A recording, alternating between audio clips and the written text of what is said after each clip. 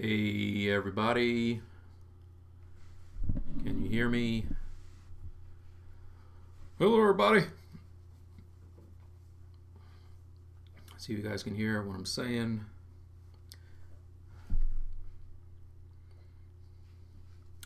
Anyone? Bueller?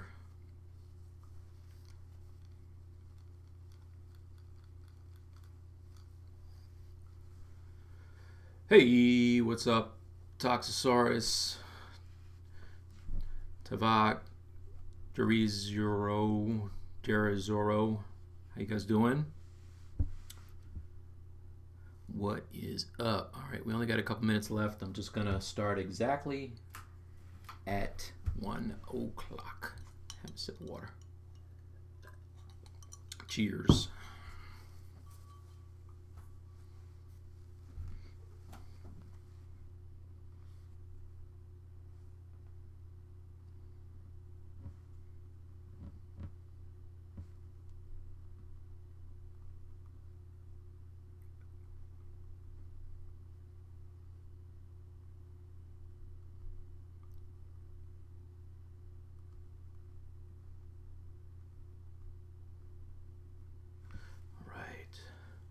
Video Nomad, Baumgartner, Brad Grotman. What's up, dude? Yeah, he's trying to eat those desktop icons. Shimocam, what's up? What's up? Happy holidays to everybody. Happy holidays. Merry Christmas. Happy Kwanzaa.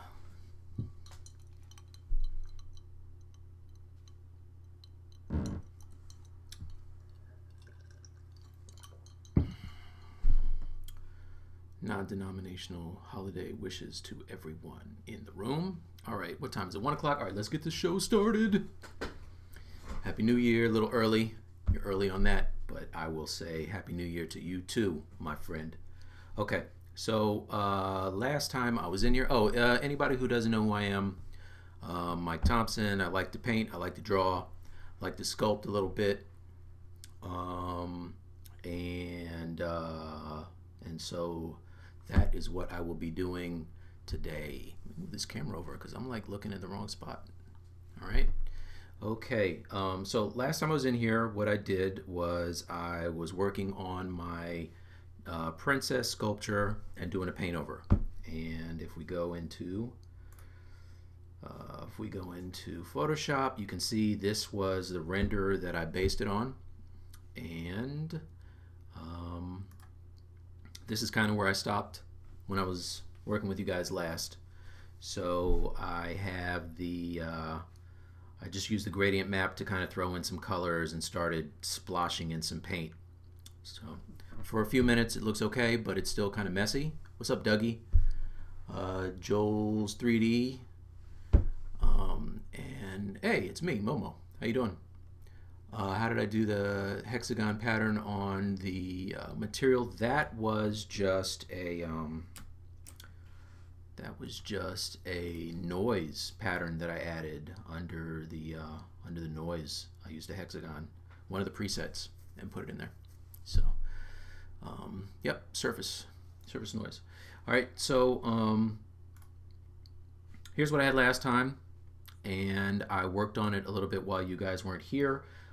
Before I get to that, I started playing with some color options. I felt like the blue was a little garish. These colors look a little bit clowny to me, and I wanted it to feel a little more tonal.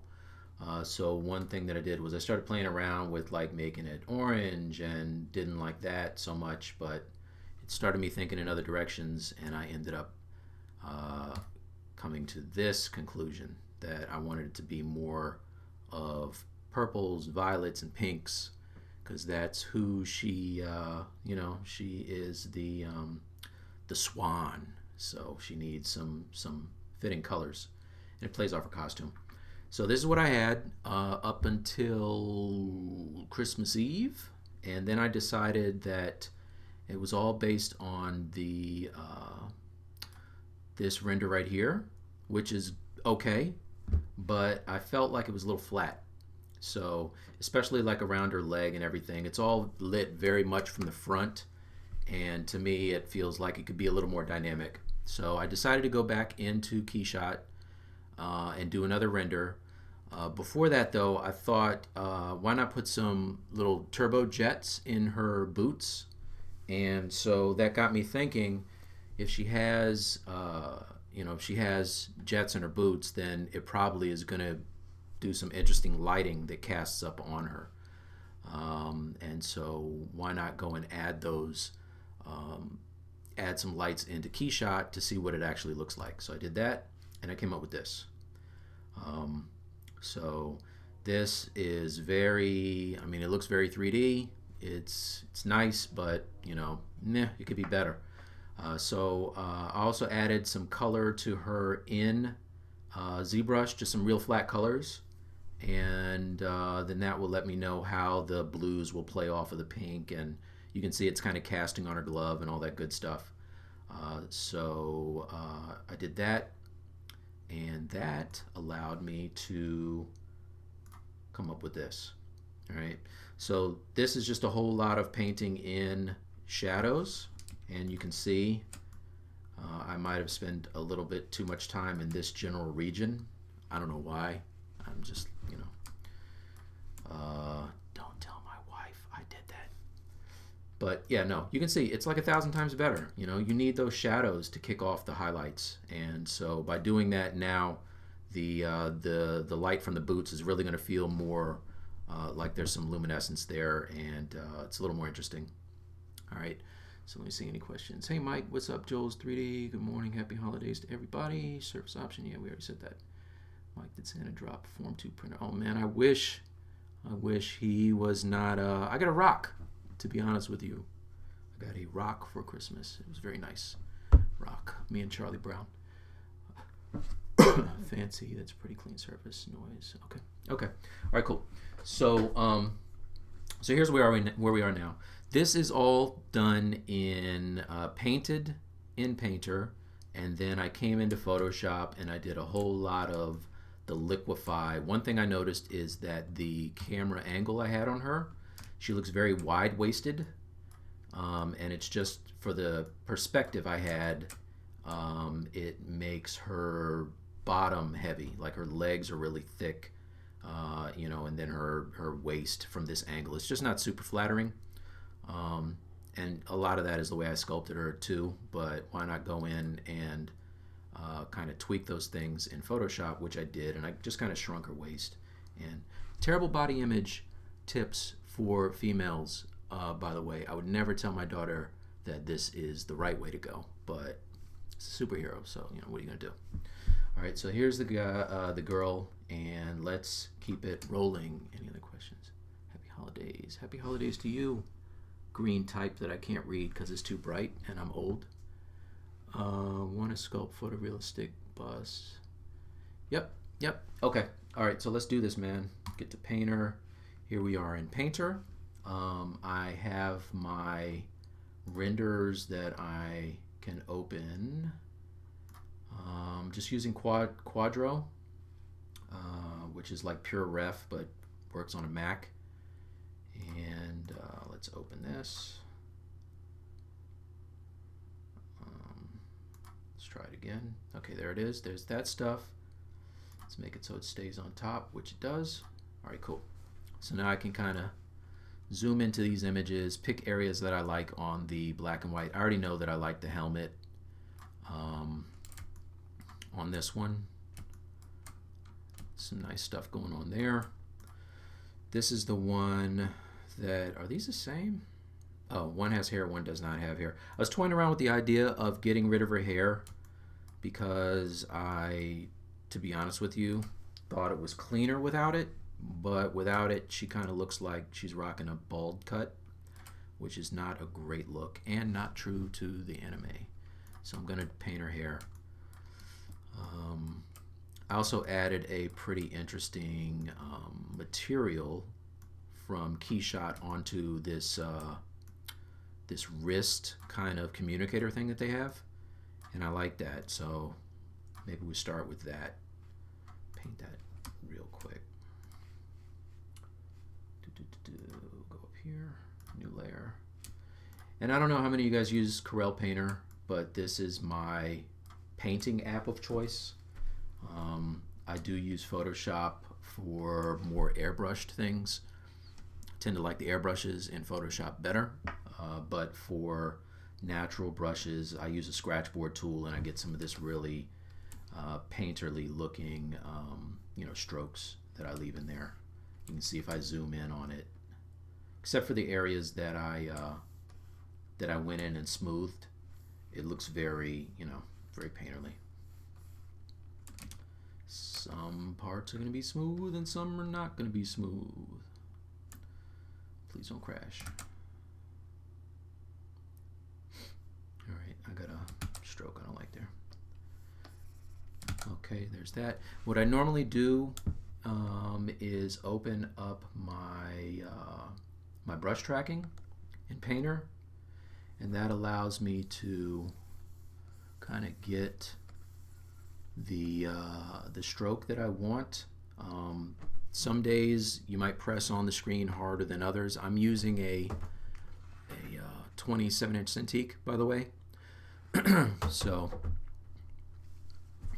makes a difference. Any other questions? Painters and Substance? No, not Substance Painter. Corel Painter, 2018. Which material is good for sculpt? Yeah, SNCG. I usually just put on a very ambient occlusion type of material, and that just lets me see where I'm getting some good light bounce and some really good shadows. It fills in a lot of those kind of seams that I've built into the uniforms, and even around the chest it looks really nice on that logo. Makes it pop. So I will at some point go in and give this the full poly painting treatment, and then probably bring it into, I might bring it into Substance. I gotta be like completely honest, I don't love the way the painting brushes kind of react in Substance Painter. It's kind of jerky for me, even on a PC. This is an older Mac, but so I might do that. I did buy myself 3D Coat for Christmas, so I'm gonna learn that and play around with the painting in there, see what's up. Alright, did you use a Wacom remote? Yes, I'm using the EK remote. Yep. So that just sticks to the screen. Alright, so let's paint, man. This is gonna be a very relaxed show. It's me painting, not a whole lot of exciting bells and whistles as for technique. If you guys have any questions as to what I'm doing or why I'm doing what I'm doing, please feel free to ask. Have a sip of water.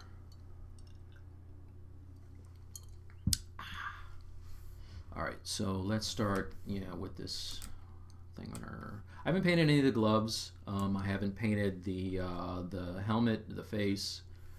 It's all just kind of blocked in right now. So the other thing is I have my temporal color wheel, which is, I gotta remember which setting that is. That is this button. Nope, no it's not.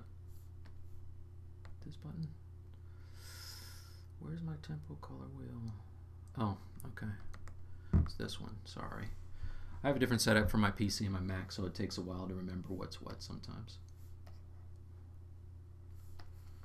Alright, so.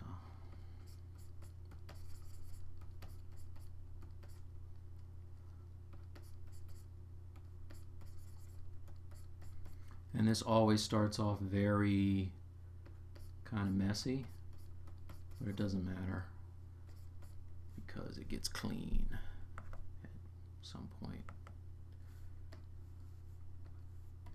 I like this material because it kind of reminds me of the chameleon paint on a car. The kind that shifts from blue to green and all that.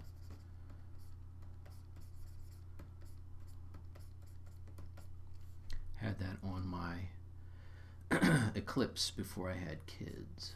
It was pretty cool.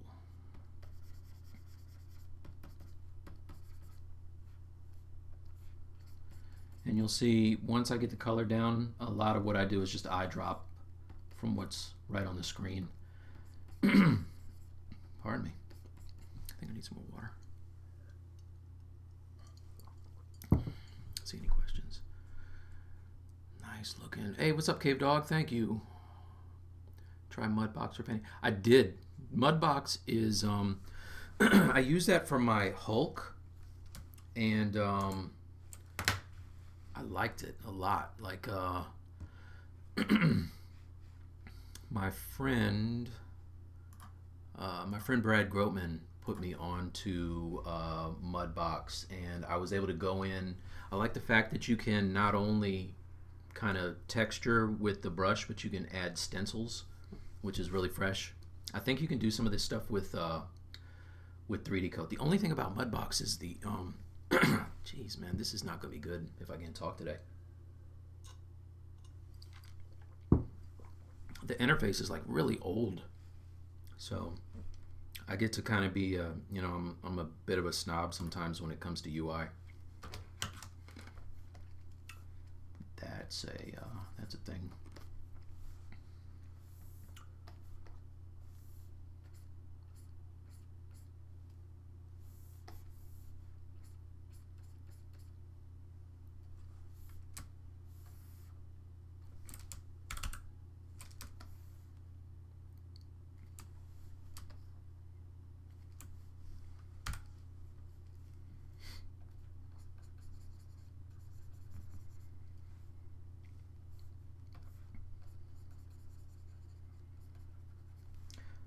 I think staying up late last night didn't help either. I was in a ZBrush hangout until like 3 in the morning, 3:30, working on something that I had no business working on. So, not a good move.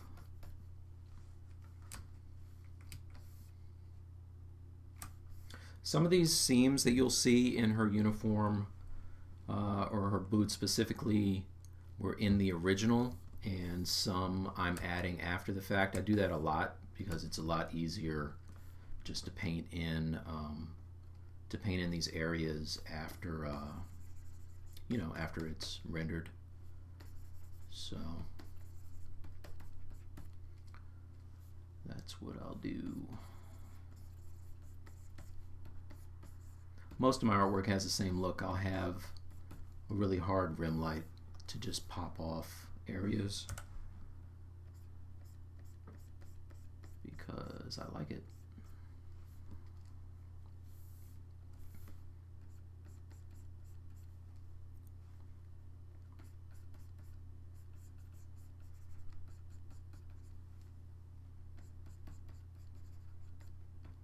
And if you're just joining for the first time, this started off as a sculpt that I made in ZBrush based off of the Gatchaman character June, or the princess, and I ended up taking that sculpt, doing a Keyshot render, and use that as a base for my painting, and I'm going in and painting over. One thing I'll do is I don't just, I'll never just go in and just touch up an area and say, okay, this is done. I normally completely paint over the piece, like entirely, because I want a look that will, when people see it, they don't immediately say, oh, that was a 3D thing, you know. I really enjoy sculpting, but I kind of feel like that's church and state. You know, I want to keep sculpting and illustration as separated as possible. Sorry, that's political. Stay away from political stuff. All right, any more questions? Thanks for tuning 3D Character Workshop. Oh, hey, you got it, man. You want to Shane students? No problem. It's all for painting. Yeah, this is how I normally do my my work for my clients now. I find that I'm able to get much more dynamic pieces when I have reference that where the lighting is kind of, you know, it makes sense, it's true, instead of me just guessing. And I can really pack in the details too.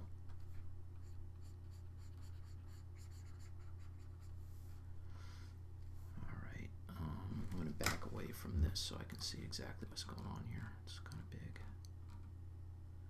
Get an overall feel of light.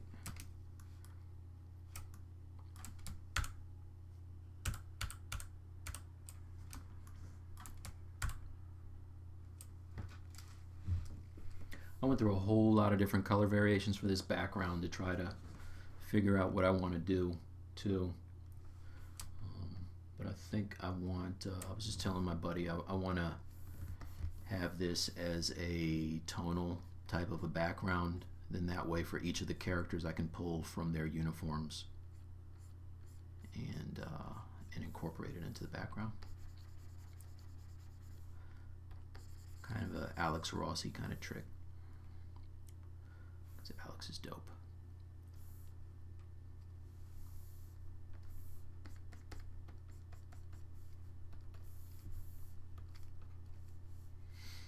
Now I'm just going to start blocking in some of the light under this arm.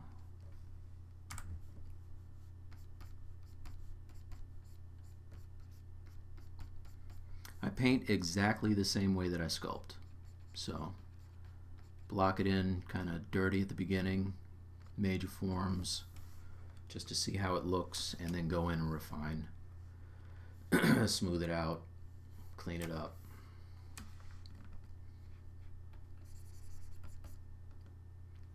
One thing that I notice is that if you do one or the other, if you only paint or you only sculpt, you might want to consider trying the other discipline, because my painting has become orders of magnitude better since I started sculpting. Like, I understand forms better now.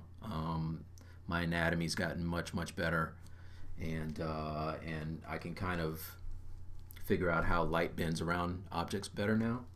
One thing I was working on the other day, I don't know if you guys can see, there's a lot of light in here. Get some of this light off here. I started working on this guy out of monster clay, and the like the jaw pops off and everything. So this is just something I'm working on now, but just doing this kind of stuff, simple exercises in anatomy, really has helped me get my forms together. Segue.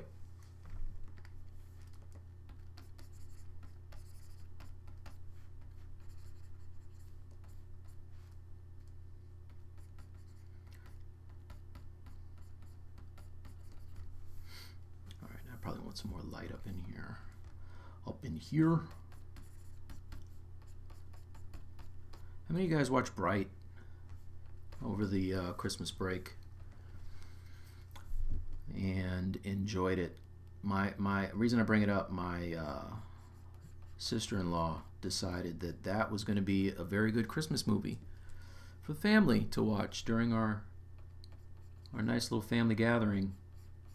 And we made it through about 15 minutes before I was like, this is really not family friendly, man. A whole lot of expletives. Hey, what's up, Yetta Art? Kingsley, you liked it? Yeah, I liked it too. Not really good for kids, though.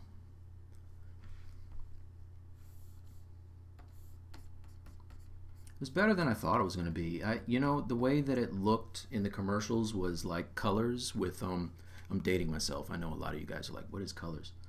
It was like a LA kind of a cop thug movie. You know, colors with orcs, basically, which it kind of was. So now, one thing I'm noticing with this glove is that it's very purple. So what I do from time to time is just I'll make a desaturated color and just kind of come in on top of it and then set that to color and then turn it down just to pull some of that back towards a gray tone, because I want our gloves to feel like they are at home with the rest of this piece. I do want some pink punching on there, but not that much. That's a lot of work. All right.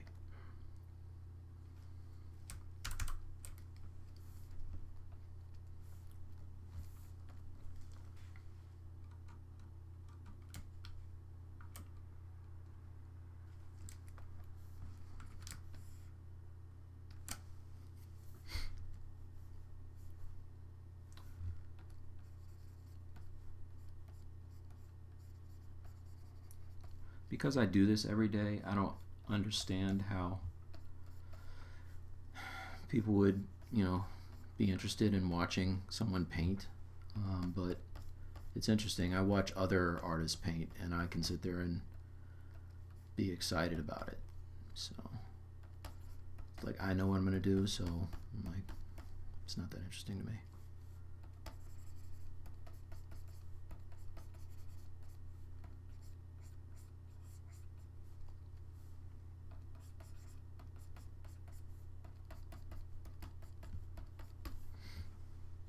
And then once I start to get some of the look of the forms that I want here, and the shading to look right, I'll come back in on top of it with the I have all my favorite brushes set up, by the way, over here, with a just add water, and kind of smooth these areas together.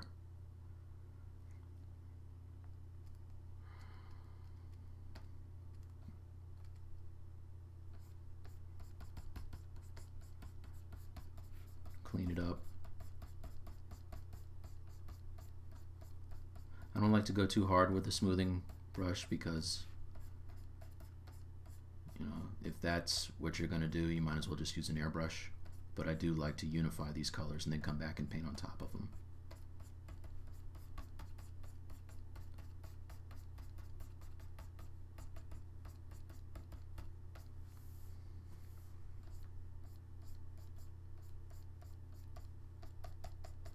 See if there's any questions. I'm talking about bright. Oh yeah, if you haven't seen it, then sorry I brought that up. Are you on Painter now? Yes, I am in Corel Painter. This is a drawing over 3D Sculpt. Yes, it is. You should stream about your Keyshot progress per process. Yeah, I could do that.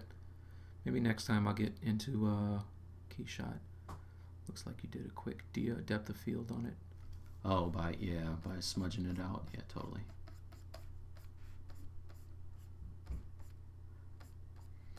Usually when I'm done, I'll come into Photoshop and selectively blur areas. I think I did that on the Spider Gwen, just to make it look like it has a little more motion to it.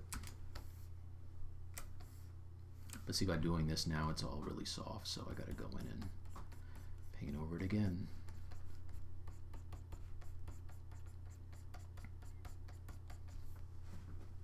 So I think with this, it's not exactly the process that I'm using. When I say it saves me time, I mean I don't have to guess what full-length leather gloves are going to look like when they bend around an arm, because I can look right at this reference.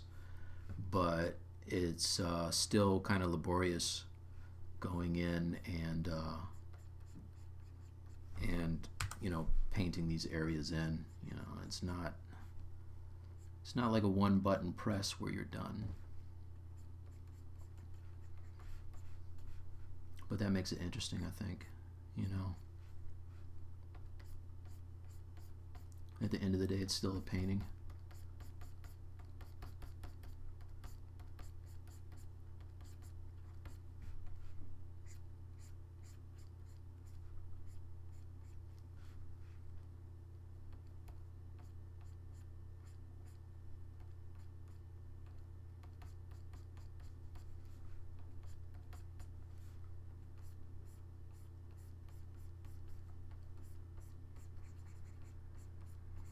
And you guys let me know. I mean, I want these streams to be kind of interesting for you. So maybe this isn't what I show in the future. If you're looking at this like, you're watching paint dry on a building, then I'll do something else, you know, sculpt or do some of the Keyshot stuff or whatever.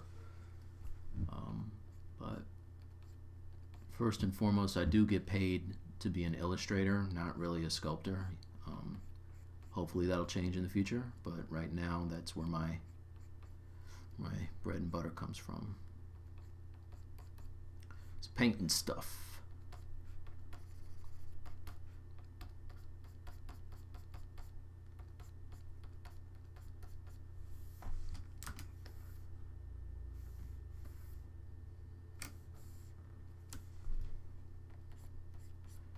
And I'm going to make it a point to remember this time to shout out to all the other really awesome streamers who do the ZBrush live streams. I tend to forget that because I'm kind of new, but I've become pretty addicted to watching the shows during the day now. I'm at home painting, and so on my second screen I'll just pop on you know, like a Danny Mac or Shane or somebody, and just watch either a live one or one that I've missed and learn a ton of stuff. Like, I'm working my way through everybody's stream, and everybody's, even stuff that I didn't even think, like you know, I was watching Tomas do jewelry, and like, I'll never make jewelry, but man, that guy is crazy. He does some stuff that, like his sculpting, I was like, dude, I thought I had OCD. Like, you're killing it with the details. So if you haven't checked out, you know, T.S. Whittlebach, or you know, seen what he does, definitely check out his streams. It's crazy.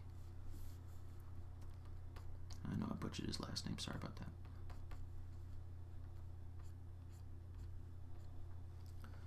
Any other questions? Watch all day. Yeah. Oh, there he is. Yep. That's the guy right there. He's a madman, that guy.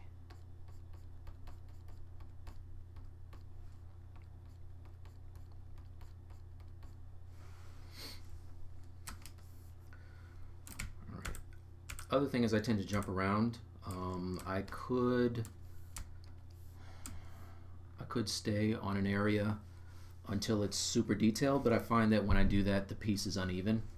So I like to jump out, see how it looks as a whole, and now I can tell that this is like too dark for me. So let's go back in, make another layer, maybe set this to lighten.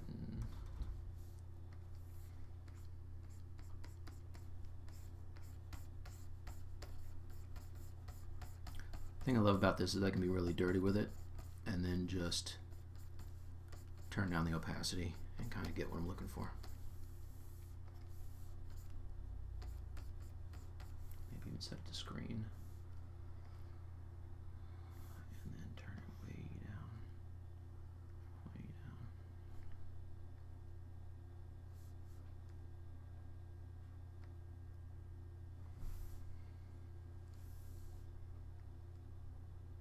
Yeah. I'm going to make a lot of weird faces and turn my head like at odd angles. That's kind of how I, aside from rotating the art, that's what I do to do my thing. I'm not having a stroke.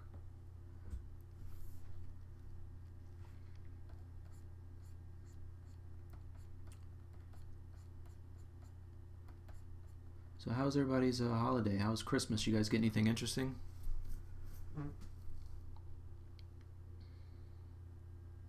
On the Thanos render. Okay. I'll get to that. Yeah, anybody get a Form 2? Because that's a sweet gift.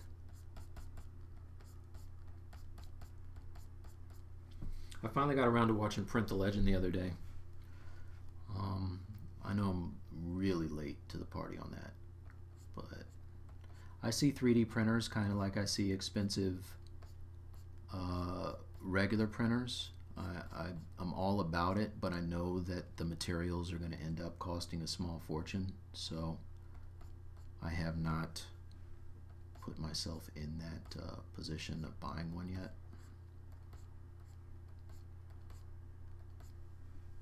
Luckily, I have friends who have printers, so there's that.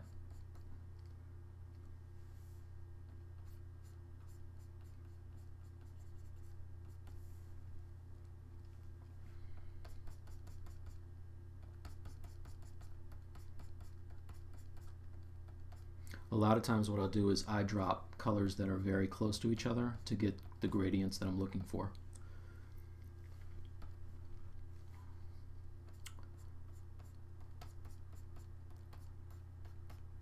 Sure, everybody does that, but I do too.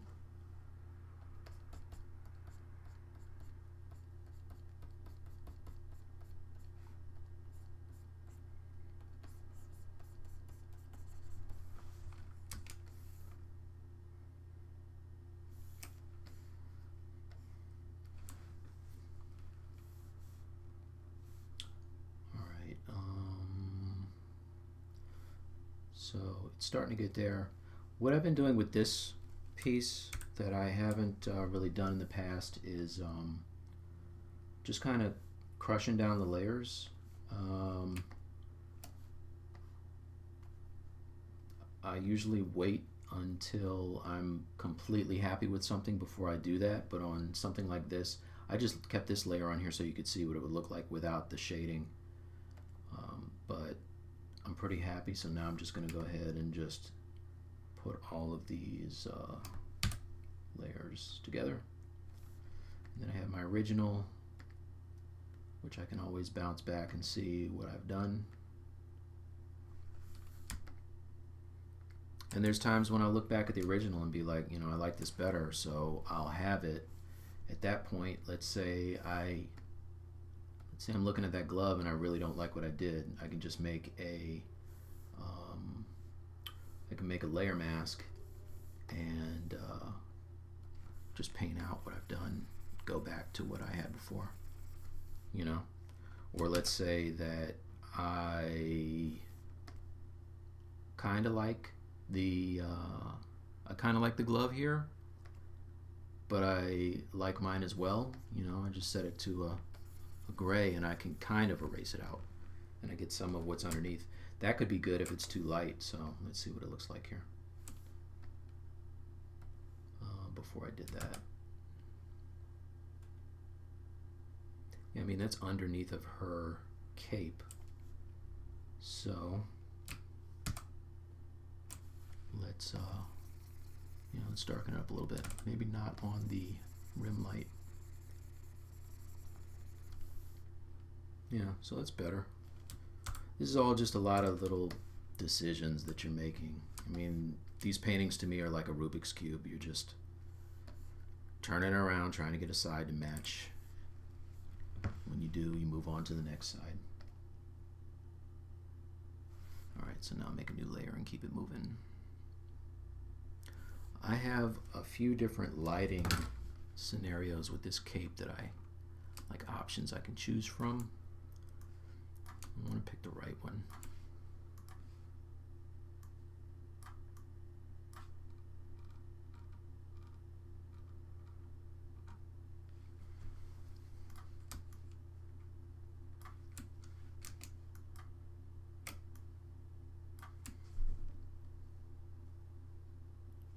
So I do,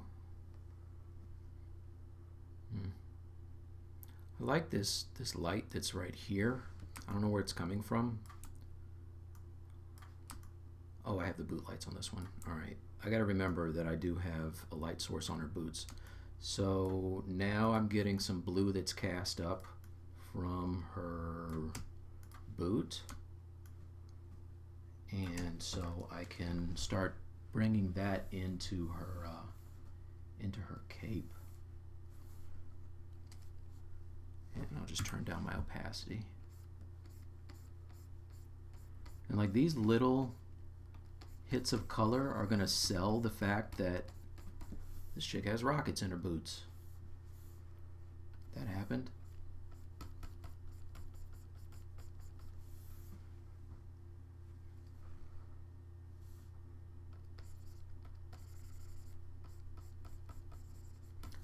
Got to be careful though it doesn't get muddy, because it can do that.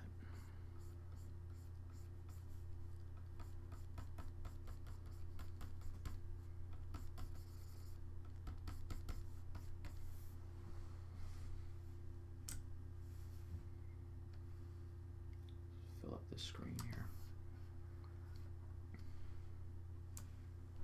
Yeah, it's kind of muddy. So I could just punch the, let's try something. I'm gonna save this. Let's see if there's any questions. Balance lighting. Hey Mike, first time live in the process. Hey, thanks. Blue light cast into the gloves a little. Yeah, I'll get to it. I'm not done with these gloves by a stretch. I got a lot of work to do on the gloves. So we come back over here and see if it updated. Let's hide this.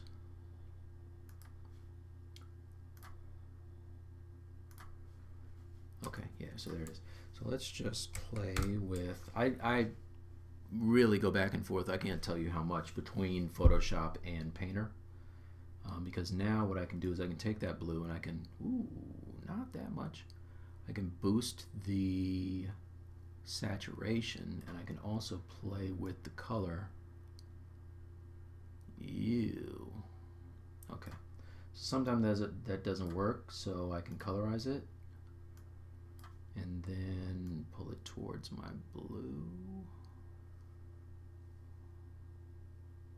Where's the blue I want? Like an aqua. Turn down the sat a little bit, and then I can turn down the opacity big time.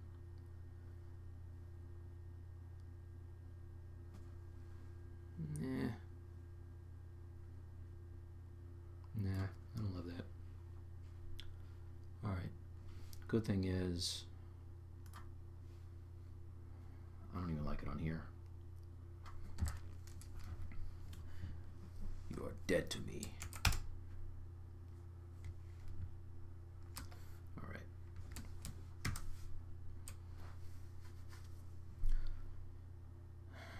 I know it'd be fun. Let's work on the helmet. Make this helmet look like a real helmet. How about that? Let's get back to quad draw, bring it to top. I have a whole lot of options on the helmet. On this one, come on, dude.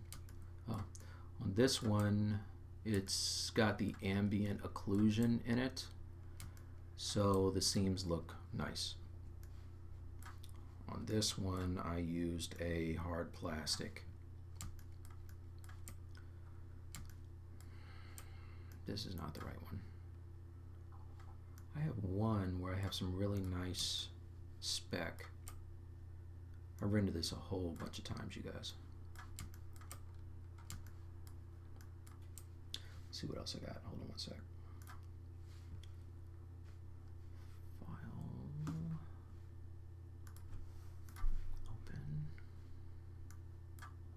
Is this the one? Nope. This is the one. Yeah. It's got the nice spec on it. Alright, so let's open that.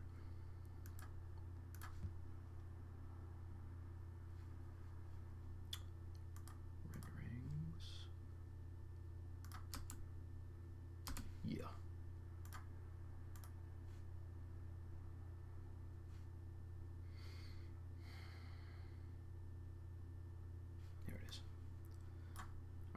So let's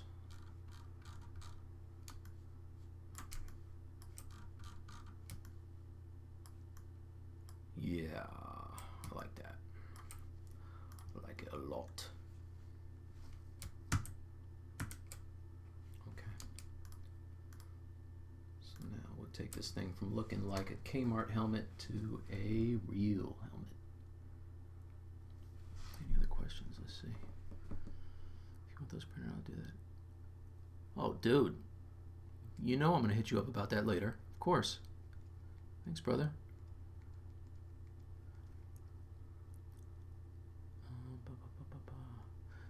So this is how crazy Tomas is, so you guys know. I hopped in a quick hangout with him and was showing him some Keyshot stuff, and he was showing me some of the brushes he uses for his jewelry. And like, there's this blazed out skull ring that has like a million points of interest in it, right? Turns around on the other side of the ring, the inside of the ring. Sorry. Inside of the ring has like a full-on fresco on the inside of the ring with an entire like project where no one will ever see it. I'm like, dude, what are you doing? It's like, well, it's kind of like a secret that the guy has, or the, you know, whoever buys the ring, they know it's there, nobody else knows it's there. I'm like, all right, brother, you got it. Like, that thing is beautiful, but I guess the guy knows it's there, so that's good. But just crazy dope. All right, the blue light cast on the glove. All right, we said that.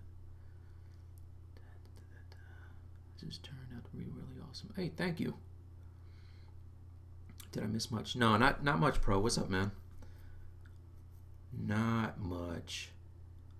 Has it been 46 minutes? Oh my God. All right, let me get on my thing. Talking. Like, too much talking, man. You guys gotta tell me when I talk too much. For real. It's not the talk live. It's not the paint live either. It's ZBrush live. Please don't crash. All right. So what's gonna sell this thing is getting some dope spec in here.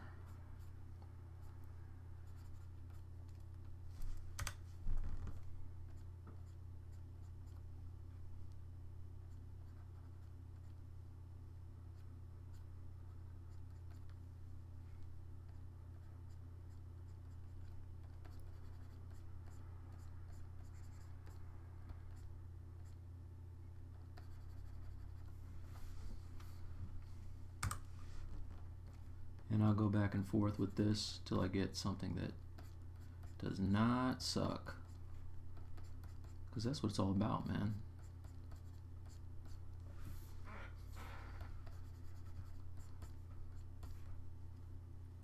Very easy to put down strokes and think, I nailed it, and then come back later on and you totally didn't nail it. So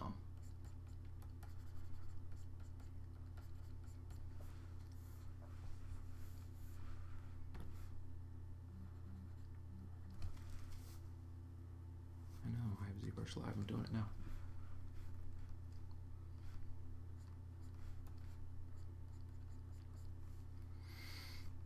Okay. Fixing her hair is going to help too.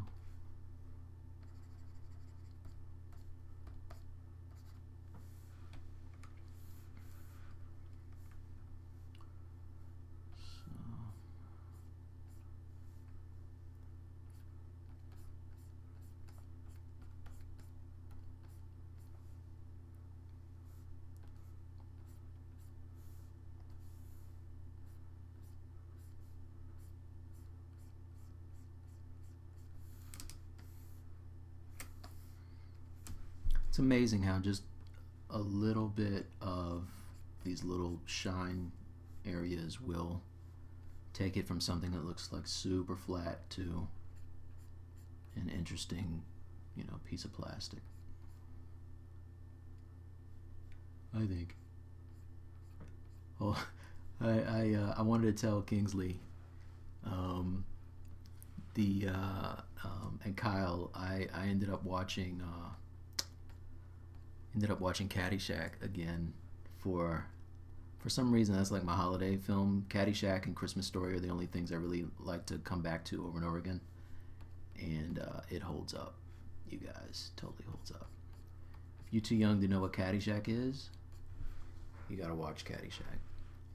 That was like my college joint. That and RoboCop, the first one.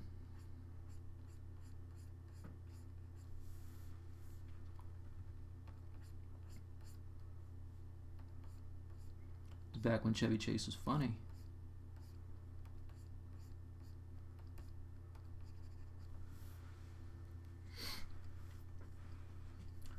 Alright, this has a ring around it that I have completely gotten rid of. Let's put that back.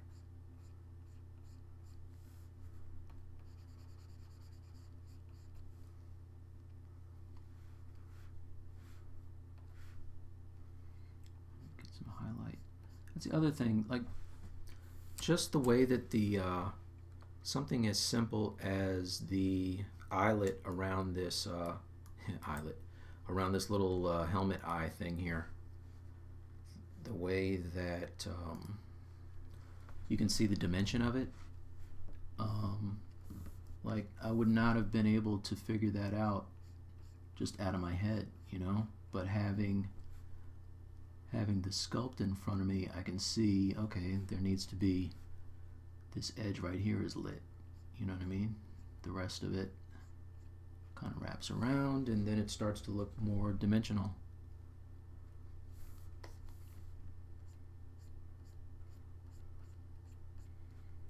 That's where I get into my Bob Ross spiel. I'm just painting happy little eyelets. Make-believe goose lady. You know, you would be surprised how many people have no idea what Battle of the Planets is. I get so many people who think that it's, I don't know, clever or like a diss to be like, hey, who's that goose woman? I'm like, if you don't know, then you've already lost. It's just how it is, man. The show is good. Go back and watch it. Talking to you, Brad Groman.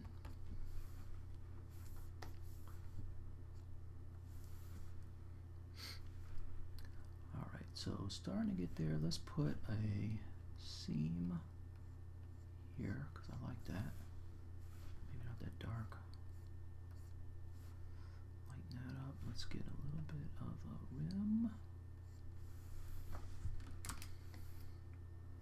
Starting to look more like a helmet.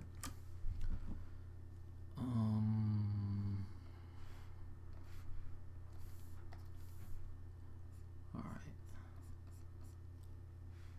Now one thing that I'm playing around with is putting a kind of a full-on Tony Stark heads-up display on the inside of this thing. The trick is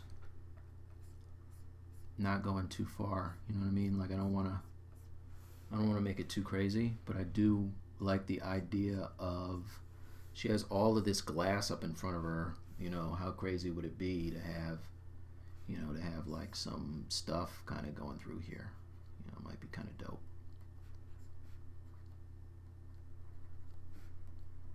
Or maybe not, I don't know.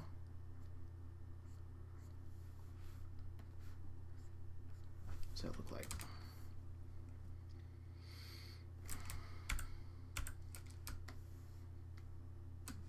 Yeah, not a lot. Maybe just a little bit. What do you guys think? Eyelets, yes. You refer to a German word. Shapiel. I should know that. Little known fact, I'm half German, but not. I did not take the time to learn the language other than where's the train station and what time is it. So I should know that, but I don't know. I don't know what that word means.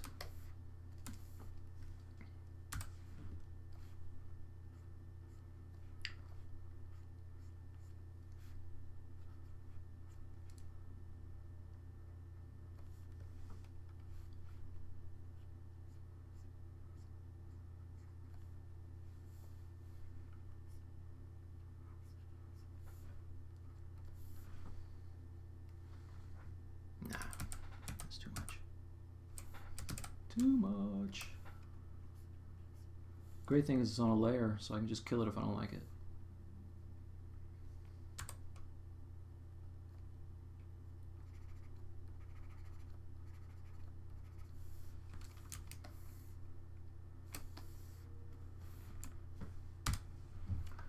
Alright, let's see what else we're going to do here.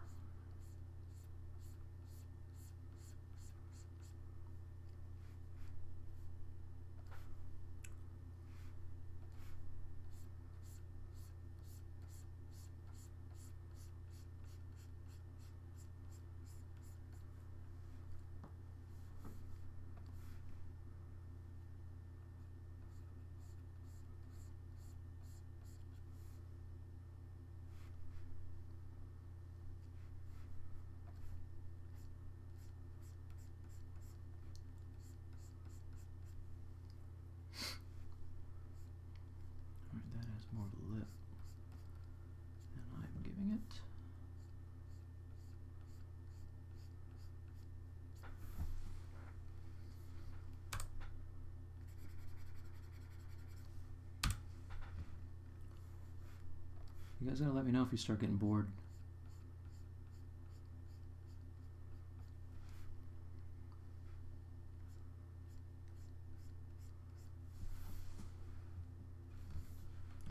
Alright, other thing I'm thinking about is giving her a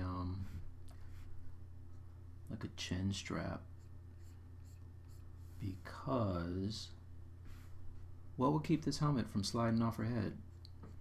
It's big, you know what I mean? I think about that.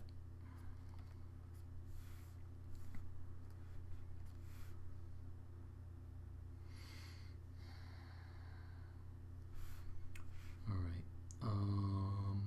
Where's the one without the hair? That's see. This is good because I can see what this part on the bottom looks like. And it's got a nice little rim.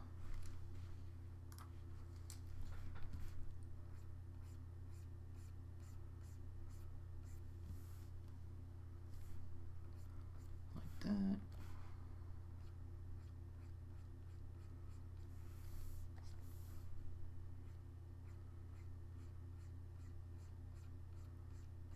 So if you guys like this, I have a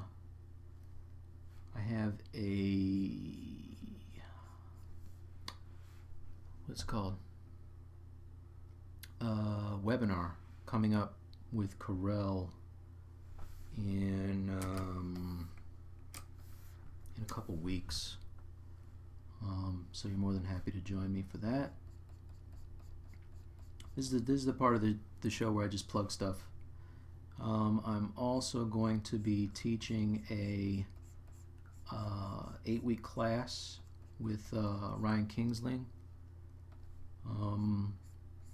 showing a much more in-depth version of what I'm doing here. So if this is anything that interests you, if you want to see it from, you know, from the floor up, like sculpting the girl or whatever the subject matter is, to it's going to be some type of superhero, but going from the sculpting part all the way through to a finished piece of art that could be the used in the packaging of a toy. Like that was always my thing for these classes. I wanted to be able to have something where I could print a physical copy of it and also create the box art, so that I could, you know, at the end of the day have something that's a prototype for a figure or statue, whatever. So I'm doing it, you guys. I'm actually doing it. Been talking about it for so long. I have friends who are like, man, you ain't doing that stuff, man. Been talking about it forever. Signed the paperwork the other day. I'm doing it now, you guys. Alright, so let's get in there. Oh, there's a shadow up here too.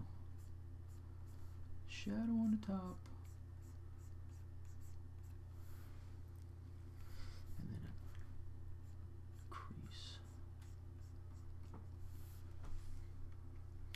Alright, now this color is pretty flat. I think that's supposed to be red. I'm pretty sure it's supposed to be red. Let's pop it a little bit.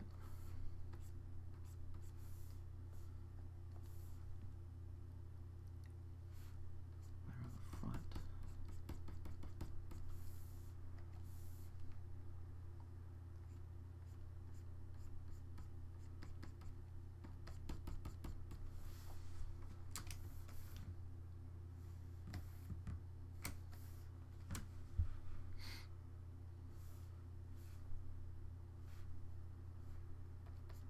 Does anybody else in here use this workflow?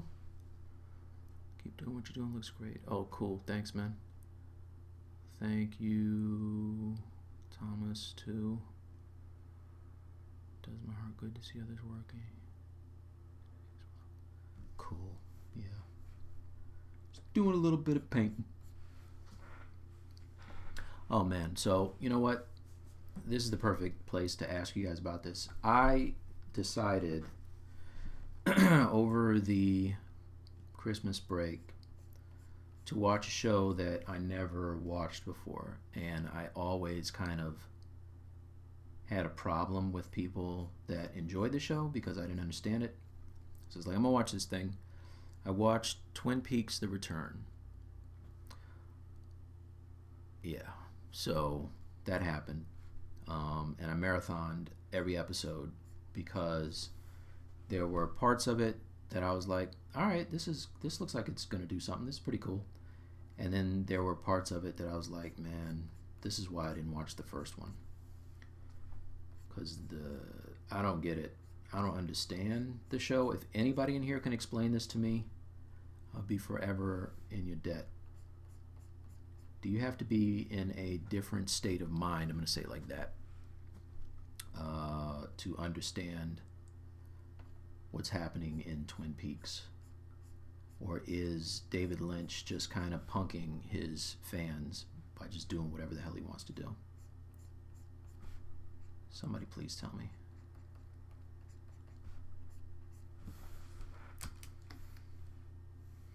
Anybody watch that show? I'm going to take that as a resounding no. That's what happens when you watch too much TV before you go to bed. You run out of stuff to watch.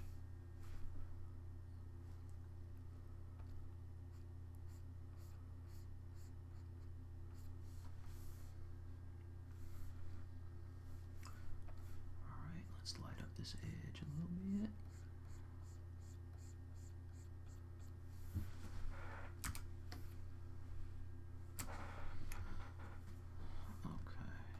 This to really be bright on top here.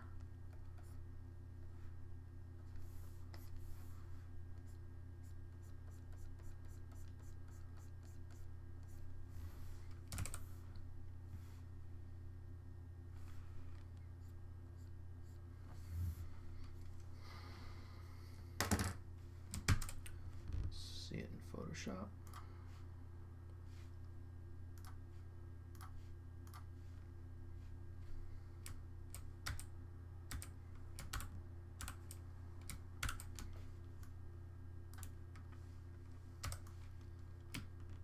I do a lot of rotating around on the canvas too, just to see what it looks like. Anybody who's a painter will know that that's an old trick, just to make sure that if it looks good from different angles, then it looks good. There's a lot of times where it will look very good, or your eye will get used to seeing it in one particular orientation, and then when you flip the canvas, it looks way messed up. So I'm not mad at it. For some reason the helmet is looking a little plain to me right now. You know, the other thing is, all right, let's do something. Another thing that I like to do is, all right, I'm going to commit to this heads up display. Does anybody think it looks whack? HUD looks great. Okay, good. Brad likes it. All right, anybody who does not like it, please speak now. Forever hold your peace, because I think I'm going to keep it. Anybody? Bueller? Bueller? No? Okay, I'm keeping it. Too late. That just happened. All right, so a lot of times what I'll do when I paint these seams in is I'll decide that they're a little too chunky. So now what I can do is I can just grab the helmet, made a duplicate. I want to go to my liquify.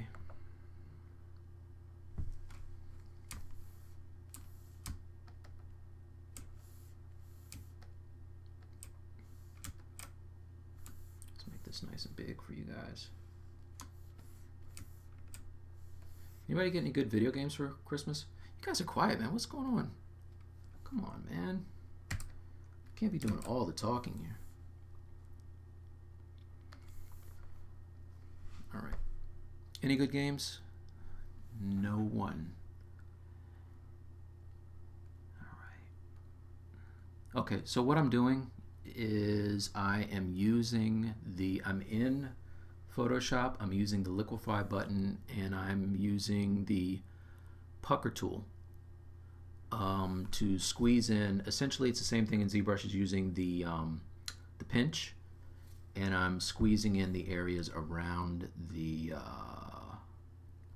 seam, right? Because I don't think that in a real helmet there would be that thick of a seam. It also cleans up areas pretty well. And if it's a little wonky in some places, I can go in and kind of fudge it back into position. I'll do that with a lot of my pieces. When I was doing my Ultimate Spider-Man, or Superior Spider-Man rather, for the Ultimate cards, there were a lot of those places on his uniform, the webbing, that needed to kind of be tweaked because for whatever reason the paint stroke didn't go down quite right. The other thing too is I can go in and fix things like, you know, if this eyelet isn't, I keep calling it that, if this duck eye isn't, you know, a nice oval, I can kind of just play with it until it looks right. And because everybody knows I'm all about non-destructive, if I mess something up, and, you know, you can always step back once, but say I do it twice and like mess that up, I can just go in and there's an eraser button that will go and undo like a localized area that you just use it on. So I don't have to worry about messing it up, you guys. Alright, that's that. Let's see, anything else? This top looks a little weird. Let's bring this up a little bit. And you can see like these movements are crazy tiny. Like this is somebody in the full-on throes of dementia just seeing things that may not even necessarily be there. But damn it, I'm gonna fix it. I'm fixing it. Even if it wasn't broken.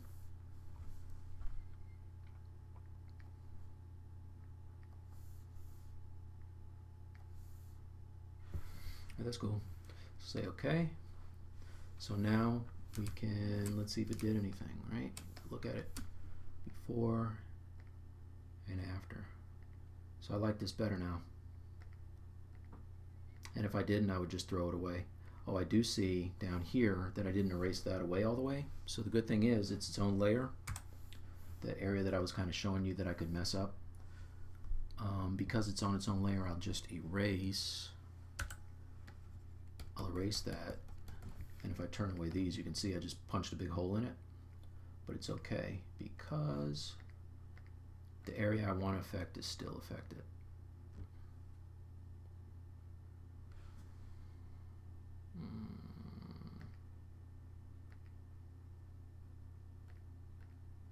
Yeah, that'll work. All right, that's cool.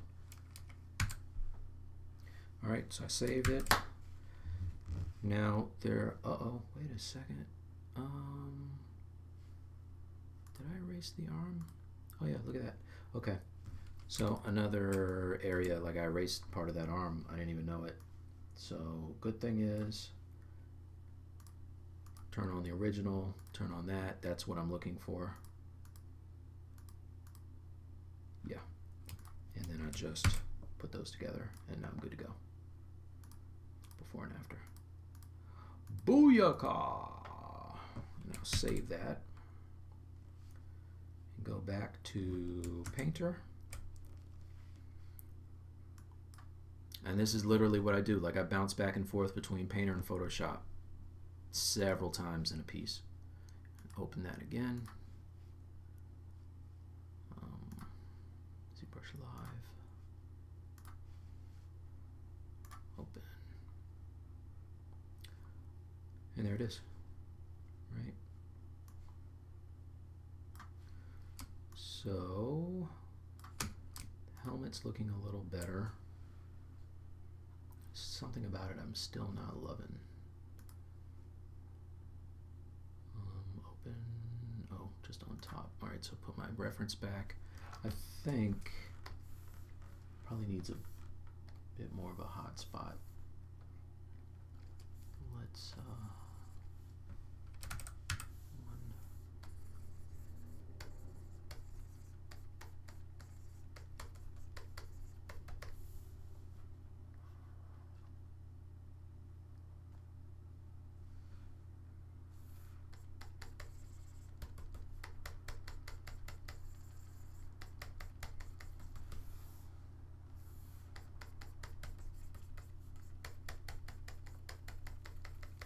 just unify it a little bit. I'm also graying it out a little bit. Turn it down.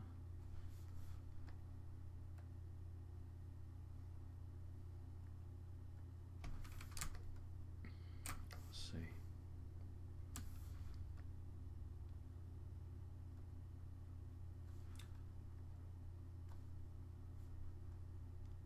This is my day, you guys. Do a little bit of tweak and then stare at it for 10 minutes and then be like, I liked it better before.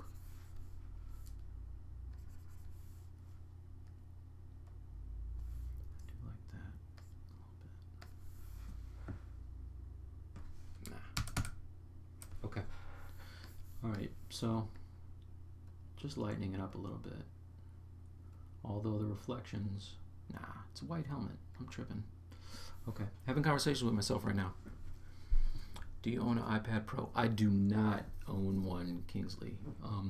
I have an iPad, I think 4th generation, and I literally bought it brand new, and I think 6 months later the next one came out that made mine pretty much useless. So I stopped playing that game, man. I do see some pretty amazing stuff, like guys like Danny Williams doing not live, but doing complete drawings and paintings and then recording the process and playing it back is amazing. But I can't justify that cost. I need a new computer. You know what I'm saying? Oh, I turned it off. Okay, there it is.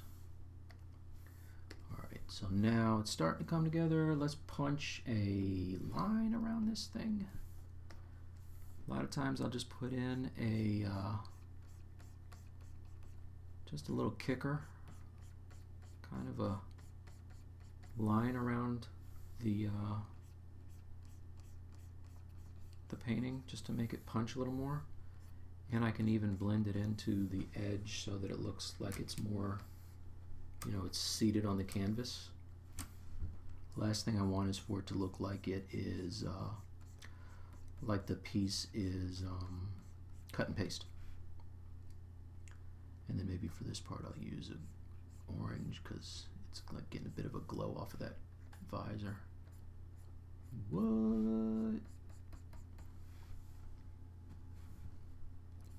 I'm glowing, y'all.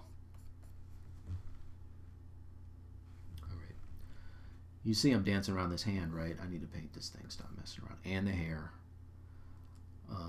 Where's the one with the hair? Alright, so the hair is whack, but I'm going to paint it anyway. I'll block it in at least. What time is it? 2:12. Okay, I got another almost hour.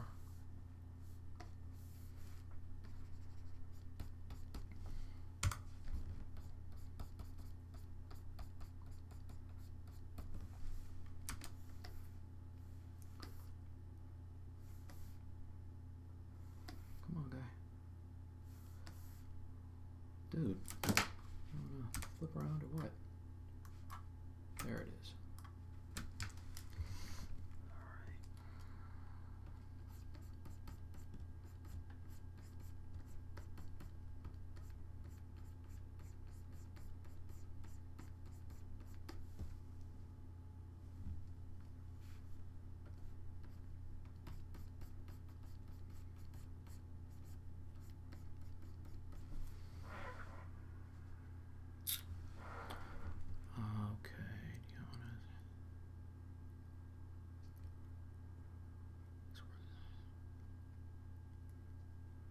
Yeah, plush.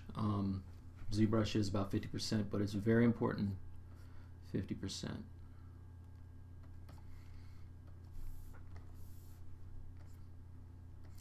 Maybe next week what I'll do is I'll show you guys some of the pieces I did before I incorporated ZBrush into my workflow, and you'll see that it has all the same detail, but it doesn't have all the same accuracy, and it's not nearly as dynamic. Like, because everything I do, most of my clients are, you know, movie poster guys or comic you know, packaging guys or whatever, and everything always has to be dynamic. That's kind of why they come to me. So if it doesn't pop, then I didn't do my job right.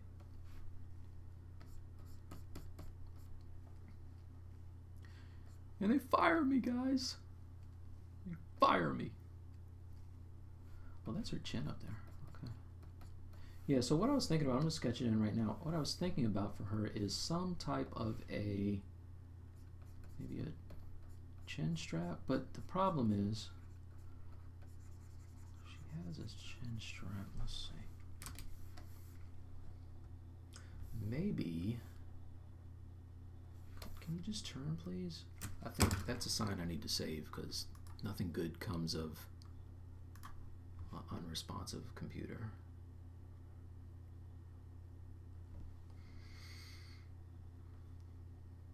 I don't want her to look like a football player. That's the thing. What I could do is maybe extend the neck of her outfit all the way up. What would that look like? Kind of looks like she has a neck brace now.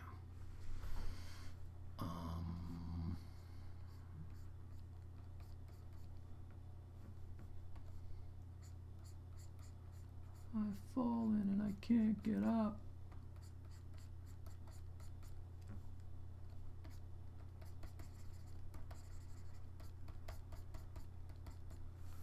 What does that look like? Let's see. Nah, I don't like that. All right, it is what it is. Her helmet would just. This doesn't make sense in the real world. It's going to bother me. But her helmet will just float on her head. Just so. Where's the one where she doesn't have hair? That's what I need. Yeah, that's what I want to see. Look at that thing, man. It'd be floating all over her head, falling off and stuff.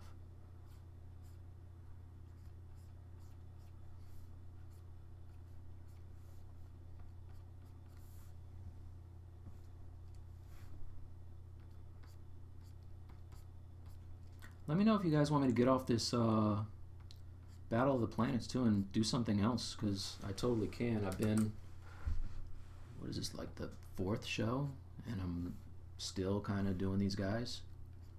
You know, there's a theme to it, and I still have 3 more guys to sculpt and paint.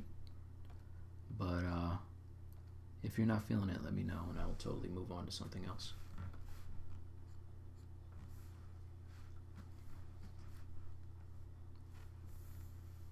Here, it's all about you. It's not about me.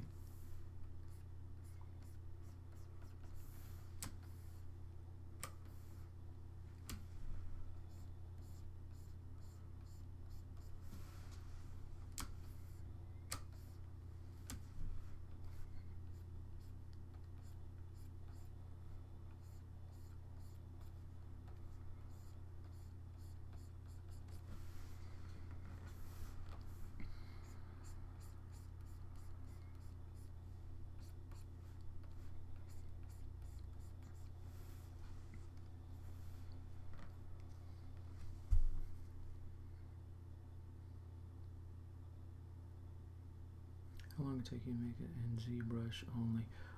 Oh, sorry about that plush.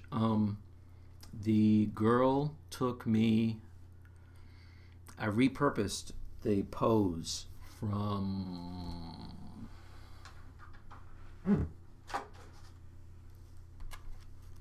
this piece. Golly, the glare in here is terrible. From this piece. So I had already sculpted her really loosely, and I kind of took that pose and redid the arms and then added all the gear. So the sculpt time probably, and I was doing it for myself, so I wasn't in a hurry, so the sculpt time probably was a couple weeks. Yeah, about a couple weeks. But I started that key op, and that's moving along pretty fast. So I'm treating that one like it's a client piece. And the amount of work I've gotten done on him is maybe like 2 times as fast as I've gone on her. I also learned a lot of things from her clothing. Learned a lot of things from her, working on her clothing. Something like this emblem on her chest, I used the Matchmaker to kind of, after I made it in ZModeler, I used Matchmaker to fit it on her chest. And for a key op, I took that same piece, made an alpha, and turned it into a VDM, the displacement brush. I think VDM, is that right? I can't think. And then I just was able to add it wherever I want it, and so I saved a lot of time doing that. Just little things. So by the time I get to Mark and Tiny and the other guys, I'll probably be able to blow through these pretty fast. Just detailing the gloves and the boots not as much, but the gloves took quite a bit of time. It was a long answer to an easy question. Do you find the people who you set for my Paintings Pro? Let's see, are they set prices? Yeah, VDM. Okay.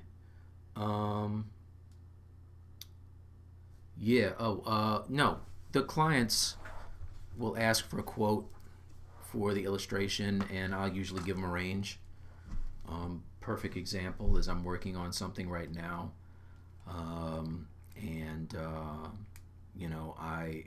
got to paint. It's cartoony, but I got to paint 5 guys, and so I gave the client a range, and they came in just under it, but it's Christmas time, so I got to buy stuff for my kids, and I was like, all right, it wasn't that bad of a difference. Most of the time, we're on the same page. I've only ever had to turn down a job because we were just completely talking about different numbers. Maybe, I don't know, I could count the times on one hand.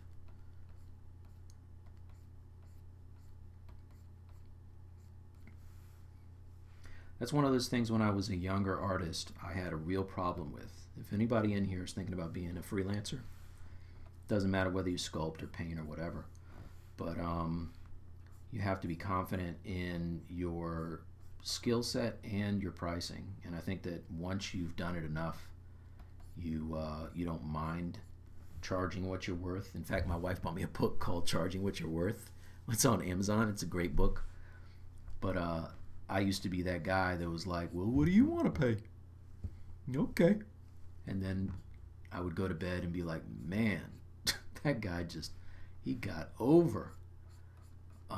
So that sucks. You don't want to be that guy. But at the same time, it's kind of like, as you build up your clients, you can command whatever you want. So they may say, I'm not going to pay you that. And you're like, okay, no hard feelings. But you know how long something's going to take you. As long as you don't try to get over on the client, most of the time they're cool with it. Interesting story. That plays in reverse too. So I used to do a lot of hip hop stuff when I first started, and I did a painting that Kanye had seen, and then I guess somebody talked to Puffy, but he wanted a painting of his girlfriend, and I did one for Vibe magazine. So he wanted like a full-on giant canvas painting of that piece. And they asked, he asked how much I would charge for it. I'm like, this is Puffy, man, so I got to get this price right. And I think I told him like $6,000 or something. And because he told me this, because I didn't say $30,000, $40,000, he wasn't interested. He was like, nah, because what that means is, I guess anybody can afford it. So I really messed myself up. I should have really gone higher with that, but I didn't know. Like a lot of these Hollywood guys, or music guys, they want they want a one-off that nobody else has. So sometimes you got to get crazy with the pricing. Lesson learned.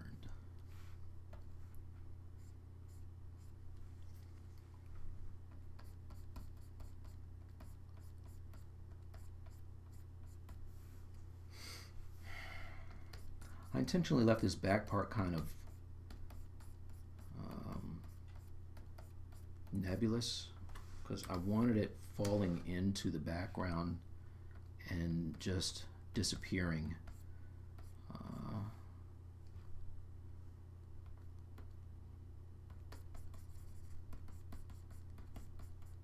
It's a very odd shape, and I think I might have blown it by not being more true to the anime. They're very. It's almost like in The Dark Knight, where he has that fabric, that the memory fabric, where the cape kind of shoots out and it stays in a taut state. That's what the wings look like in the aren't the wings. That's what the cape looks like in the cartoon. It's very stiff, and these points kind of jut out like fingers. For some reason, I was like, yeah, I'm gonna make it look like, you know, a regular piece of fabric. So that means the rest of the guys have to have the same type of cape. Or I can go in and remodel hers, but I don't know. I think I'm going to stick to it now.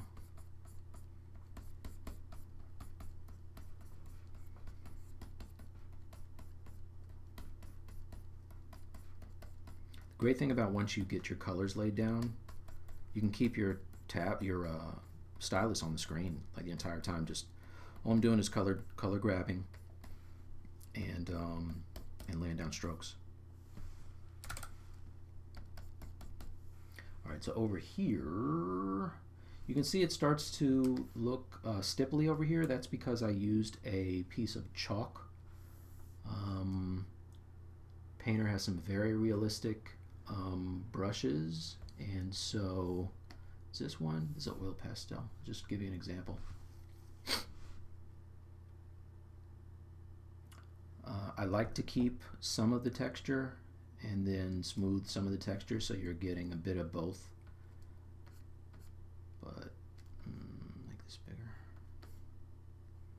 Yeah, this is oil, so it's not quite as going down as dry, but it's good because I can blend out some of these areas here.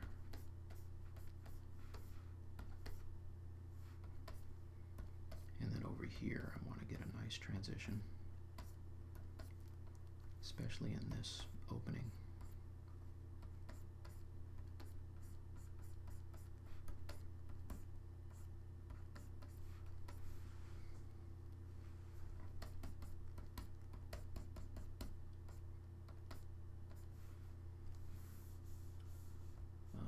All right, grab my just add water. And this little part here is bothering me. You know, the part that probably should take me the least amount of time, which is the cloudy background, is the part that I stress the most. I was a big fan of the Marvel cards, and also Boris Vallejo, Julie Bell, you know, the Hildebrands and people like that when I was coming up. For their X-Men cards and stuff. I got introduced to them through the cards, and then, you know, saw more of the the Conan type work that Boris was doing. And those backgrounds, he had one type of a background that he used in most of his paintings, but it just always set the piece off really nicely. And it was that, you know, very cloudy, saturated, background, which makes no sense. Like, you're never going to find an environment like that, but it just makes the piece look really nice.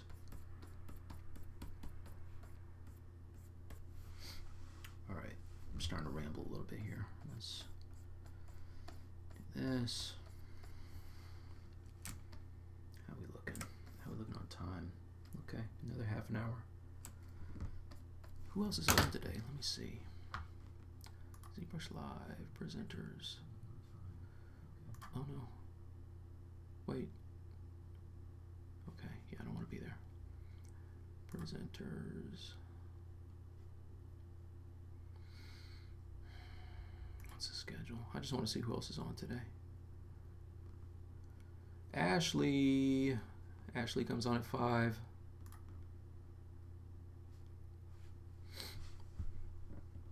What's up, Black Me 24?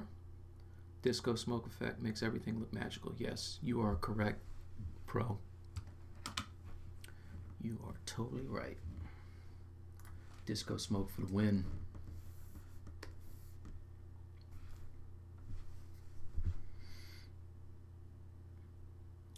All right.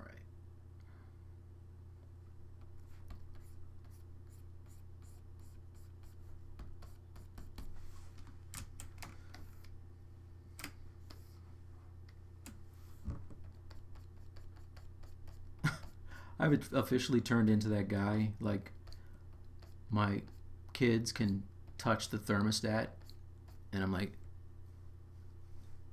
I know immediately. Like, I'm at that age now. Somebody mess with the thermostat. So, I'm gonna bet you my daughter has turned up the heat, because suddenly my clothing is not appropriate for this show. I feel like I should be wearing shorts.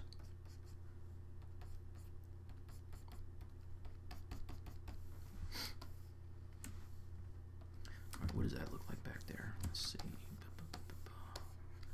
Maybe use the reference you have. All right, that's catching some light. This is the one with the... Oh, you know what we should do before I get out of here is figure out the trail that's going to be coming off of these boots. What happened to the thing? Where is it? Always on top. All right. Put this one here, this one here.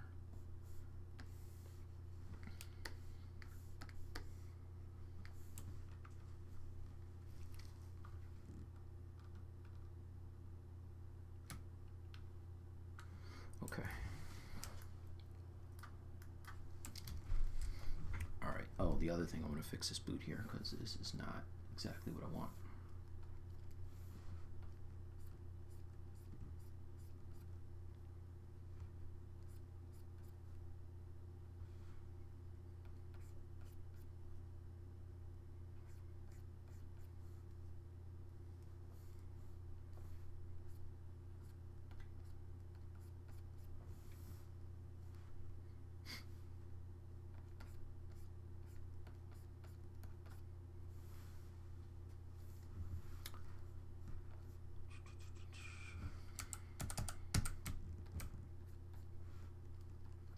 Oh, I want to start doing, I don't know if you guys have seen any of my mic drops videos on YouTube, on my Mike T artwork channel. It's on the bottom on the thing there. That is it's a video where I go on and pretty much give tips and tricks for anything that has to do with creativity. So if there's anything that you guys see that I do that you think would make a good video, or anything that you'd like answered, I know a lot of people in the industry who can give me the answer, and then I can do the video and give them a shout. I got a lot of really good response to my my gradient map video in Photoshop, so I want to do more of that stuff. And you know, it doesn't cost anything, so feel free to holler at me, just DM me or ask me in here, and I'd be happy to make a video to keep the show going. I needed content. Like I got my friend to make me a nice intro, and got another friend of mine to make a nice little hip-hop track to play in the beginning of it, and got it all set up. Did 2 videos. I was like, well, I'm out of ideas.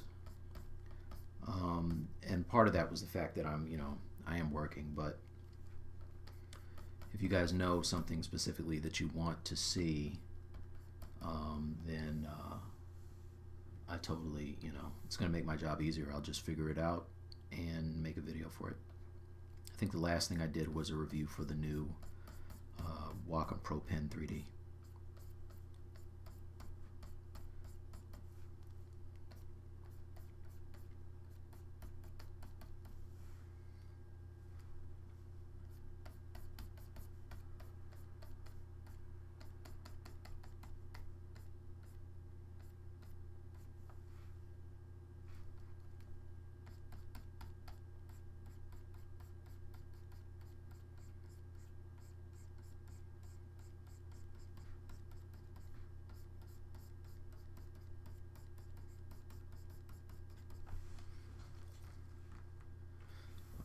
Let's get a bit of a darker edge around that front. It's looking a little graphic right now.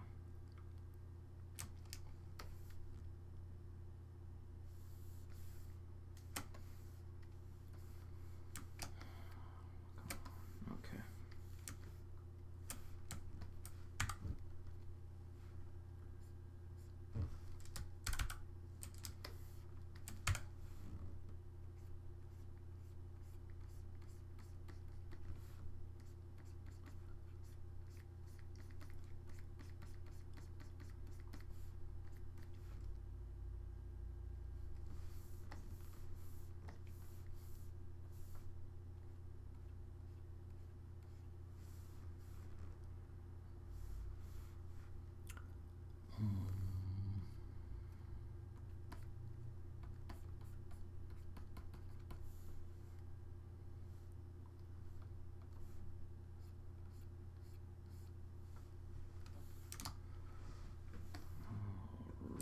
Then.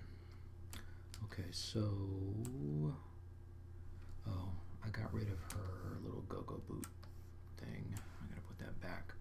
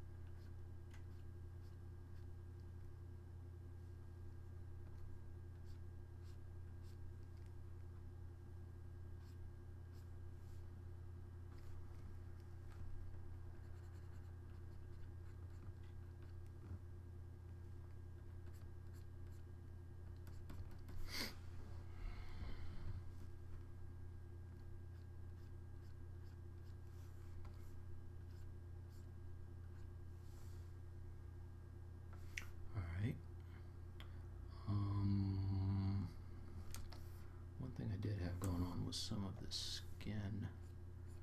You can almost fake subsurface by really boosting the saturation of the rim lighting that you have on your skin. So do something like that. And it almost gives you that kind of a waxy look that skin tends to have when you light it.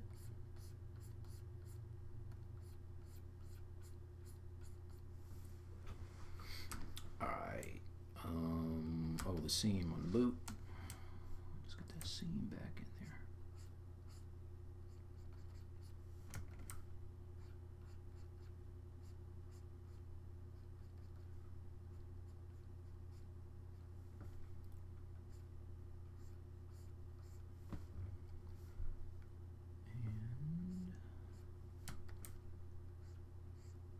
Normally I would do this on another layer because it gives me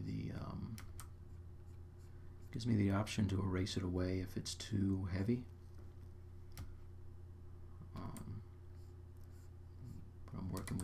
at here, you guys. It's very important stuff, this seam. Can't mess it up. Okay?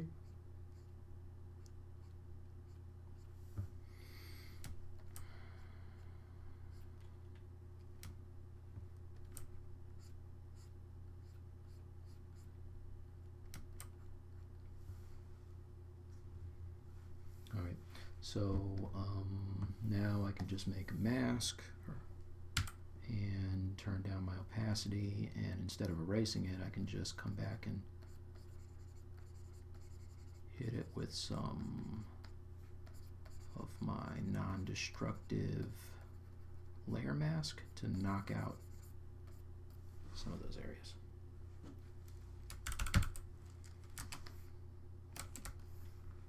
Oh no. Okay. All right. So I'm kind of torn about this. There's parts of it that I feel are too saturated. Obviously, I'm going to go in color corrector here as I paint that some more.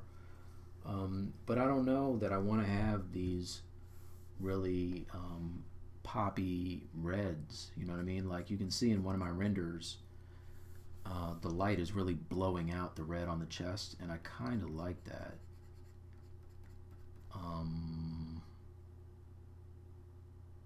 But it makes it feel a little plasticky. I think ultimately that's why I didn't go with that one.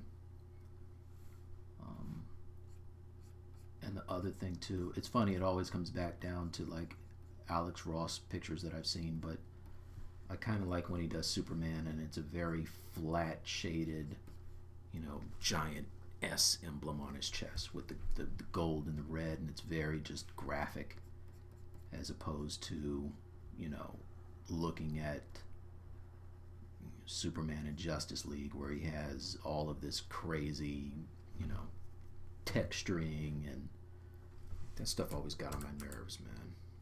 I looked at a book from the Superman Returns movie, or as I like to call it, Stalker Superman, with Brandon Routh, and it was the art of that movie, and they had the boots, and on the bottom of the boots there were, you know, what do they call it? There was a term we called it back when I was in the industry. I don't know what it's called, but it's where they do like a form injection mold with plastic, and they had the S's raised up and then pushed in and that made the sole of his boot, right? And same thing with Spider-Man. You know, Spider-Man's got the gear that has the, you know, the just super intense texturing with the webs and all that and everything. I'm like, come on, man. Like, Superman came, some real nerd stuff right now, so I'm gonna let you know. If you're not a nerd, you might want to tap out. But he only had his cape when he came to Earth, right? So that means Martha is making foam injection molds like Nike style, and the boots, and, you know, all of this. Peter Parker is you know, after high school or after class is making these crazy intense suits. Like, no, it's not going down like that. That's why I really love that in Marvel he had such a garbage suit, because that's what he would make. In all the other movies, you know, oh, well, I have this pair of tennis shoes, and now they're this, you know, $500 injection molded, you know, lower and upper. Like, get out of here, man. Stuff bothers me. I stay up and think about these things. You should too.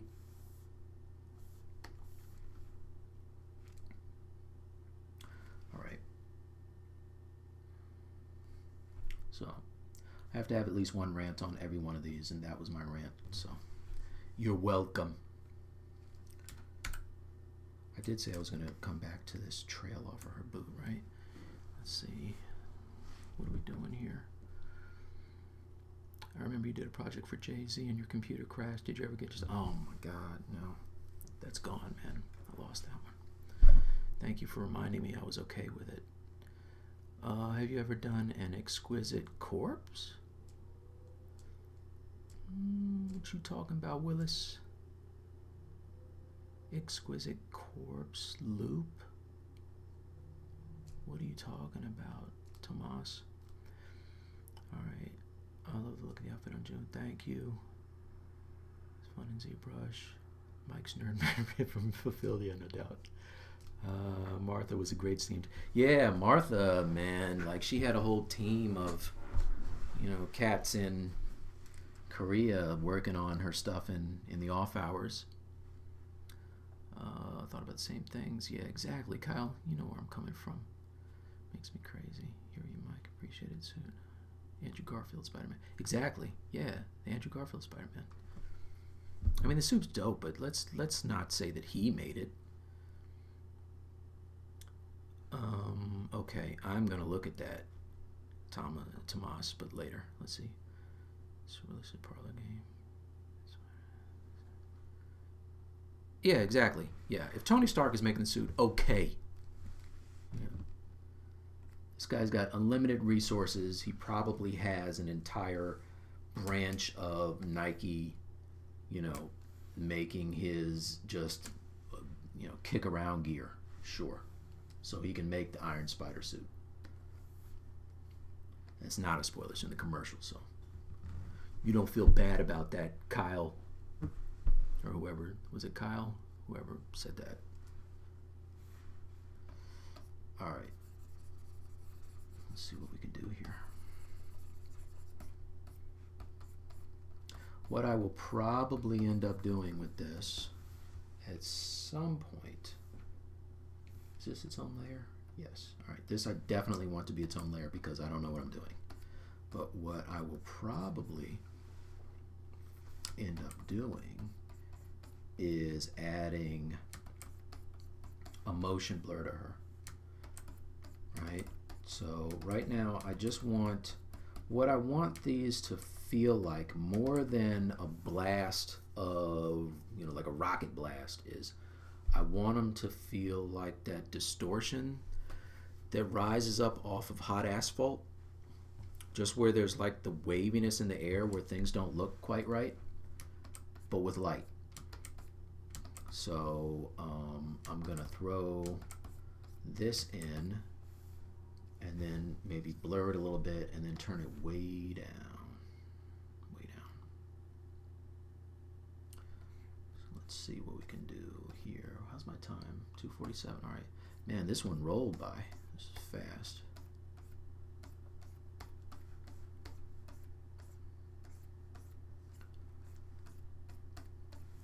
This was a fast show, you guys.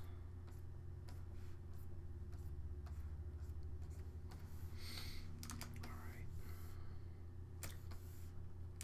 It's funny, I never paint at the angle that this thing is going to be shown.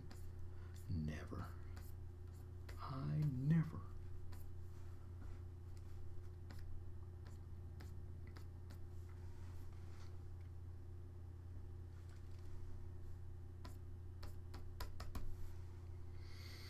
All right, let's turn this to screen. No. Overlay.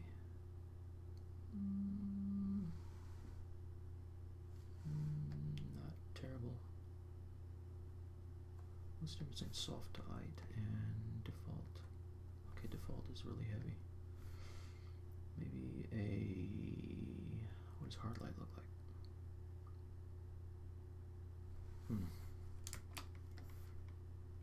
Happy accidents, you guys, for real. Happy accidents. I don't hate that. There's two levels of appreciation for my artwork when it comes to me painting it. I hate it or I don't hate it.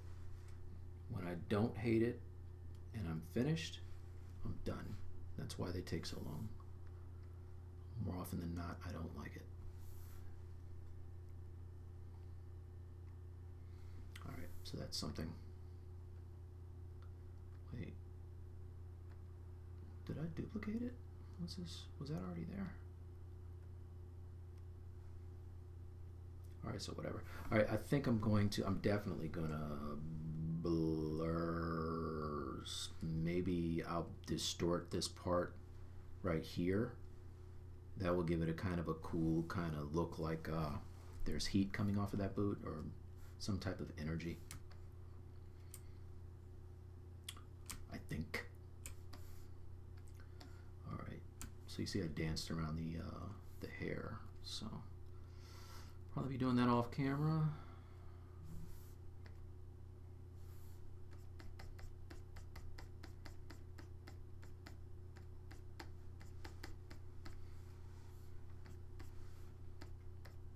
But yeah, if this kind of stuff interests you at all, or you're thinking of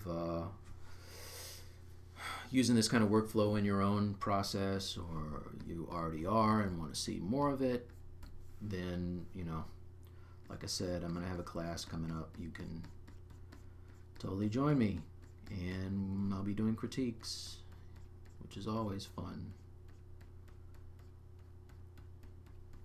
And a very specific start to finish of one of these paintings. I think like most of this was done off of like in the break, which you can see. All right, let's save this, go back to Photoshop. For some reason, I like looking at it in Photoshop better than in Painter. For some reason, I feel like the resolution or the saturation or something is a little better. What can I see? I want to hide this. All right. Yeah, it always looks a little better in Photoshop for some reason to me. Rotate. All right, so one thing now, already I can tell, like, the color of this blue on her wrist, close to this orange on her visor, close to this green on her hair. None of this looks like it belongs in this background. And what you can tell, everything that I've really spent time working on from her, essentially from her her belt down, feels more seated in the environment. Like the colors all play well together. This up here is like Clown Town. So I'm going to address it. I will probably be bouncing some of these violets into the belt, and definitely color correcting her hair. And I don't like this blue on her wrist at all. Like, I don't even know if it's blue in the cartoon. I think it might be white. I just thought that I had too much white. So I'll be addressing that stuff. This is all things that I obsess over until a piece is done, you know. But you can see that it's kind of a far leap from this, which is where we were last week. I mean, let me pull these up together. Arrange two up.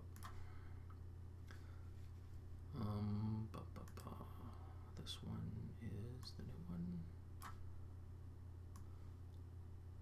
Come on, buddy. I think I'm gonna buy that South Park game for myself for Christmas. I see it's on sale on PlayStation. I really like Stick of Truth. I don't know if you guys are South Park fans. But yeah, the left, hot mess, and the right is starting to get there. You know, you gotta be, especially if you're an illustrator, you gotta be willing to sit through the really crappy part of your painting, which doesn't matter who you are. At some point it sucks, man. I maybe know one guy, Jason Seiler, whose piece looks legit from the beginning until he's done. Like, that guy's a boss. He got the cover of Time magazine. But most of us, you know, humans, at some point their piece looks like this one on the left. It sucks. All right, so it's 2:53. Let me look at any more questions. Saw Star Wars. Yeah, I saw it too. It was pretty cool. What does that say? Blade Runner today. What'd you think of Blade Runner? I thought it was long. Tony Gore, what's up, brother? If it doesn't make you nauseous, mission accomplished. Yeah, exactly. Pardon me while I go throw up forever. Awesome work. Thanks, man. I have too much energy today. Gonna ZBrush. Short days, yeah. I feel bad, man.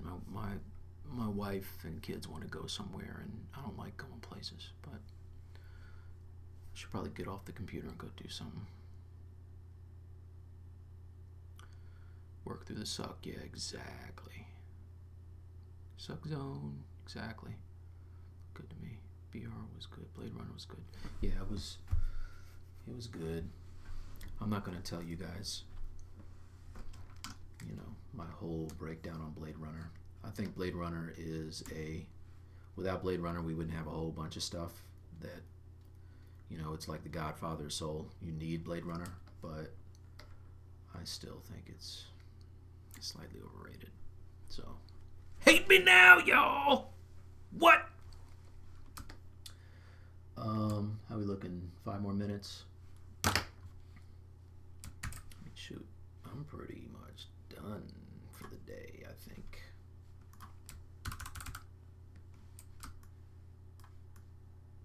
Do a little more painting. Maybe get this belt looking a little better. I don't love it. Always on top. Okay, where's the original? That's the one that I really kind of... It's okay. What about this one?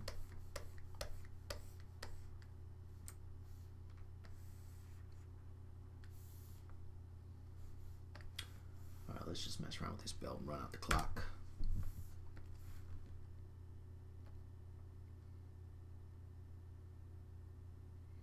Please don't crash. Okay.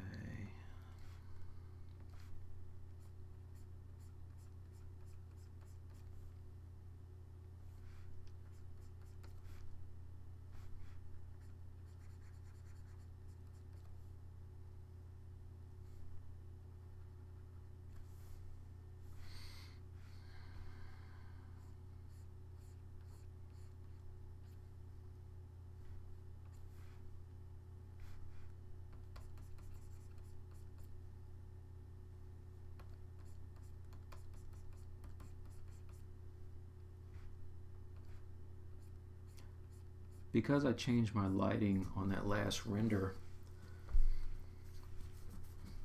I'm getting, see how the right side of the belt is completely in shadow on the new render, which is the one I'm basing pretty much everything off of, and then the other one, the right has kind of got some bounce lighting. Maybe if I bring some purple in there, that'll look better.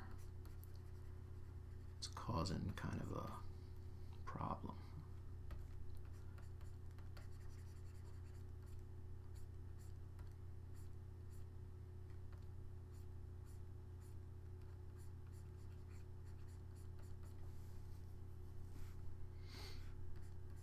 That's better. See, this is what I was talking about making it fit into the environment. Just pulling some of these surrounding colors into the piece is helping already, I think. I was struggling with this belt over the weekend. What is today?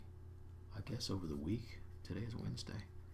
This is the thing about when your kids are home from school and it's holiday break, you lose track of days. I don't even know what day it is.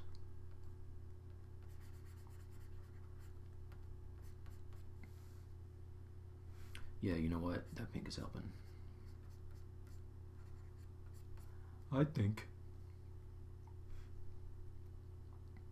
What's that thing behind it? Oh, that's her belt. Piece of belt over here.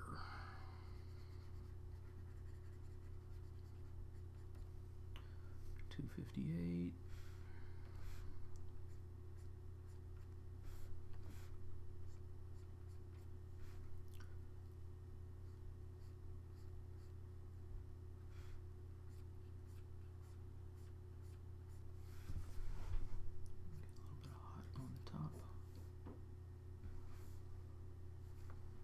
Too shabby.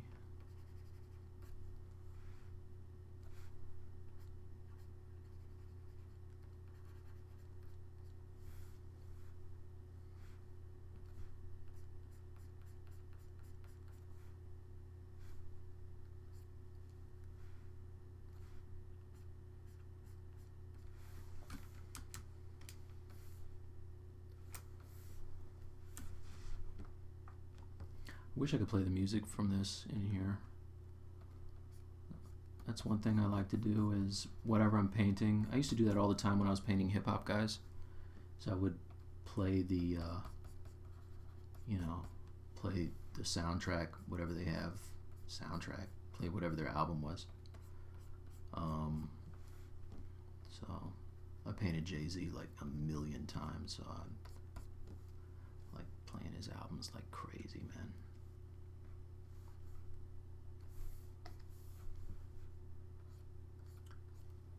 Oh, 3 o'clock. All right, guys. So listen, that is my time. I really appreciate you guys joining me. I think we got a little bit done here.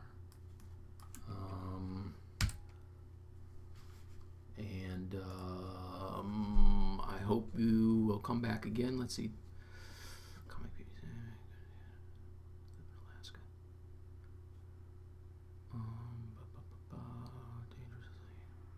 Hate mail on the way.